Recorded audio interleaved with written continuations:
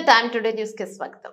కొత్త సంవత్సరం వేడుకల కోసం కొందరు వ్యక్తులు గోవా నుంచి పెద్ద మొత్తంలో మద్యం బాటిళ్లను తీసుకువెళ్తున్నారనే సమాచారం మేరకు వికారాబాద్ ఎక్సైజ్ పోలీసులు వాస్కోడిగామా రైల్లో శనివారం తెల్లవారుజామున దాడులు నిర్వహించి 95 మద్యం బాటిళ్లను స్వాధీనం చేసుకున్నారు. హైదరాబాద్ కు చెందిన కొందరు యువకులు రానున్న కొత్త సంవత్సర వేడుకల కోసం మద్యం కొనుగోలుకు గోవా వెళ్లారు. తిరుగు ప్రయాణంలో గోవాలో మద్యం కొనుగోలు చేసుకుని వాస్కోడిగామా రైల్లో హైదరాబాద్ కు వస్తున్నారు. ఈ సమాచారం అందుకున్న రంగారెడ్డి డివిజన్ లోని వికారాబాద్ ఎక్సైజ్ సూపరింటెండెంట్ విజయ భాస్కర్, డిటిఎఫ్ ఎక్సైజ్ ఎస్ఐలు ప్రేమ్ రెడ్డి, వీరాంజనేయులు సిబ్బంది రైల్లో తనిఖీలు చేపట్టారు. రైల్లోని 4 బోగీల్లో దాడులు నిర్వహించి 1,00,000 విలువ చేసే 95 మద్యం విలువ చేసే మద్యం బాటిళ్లను స్వాధీనం చేసుకున్నారు.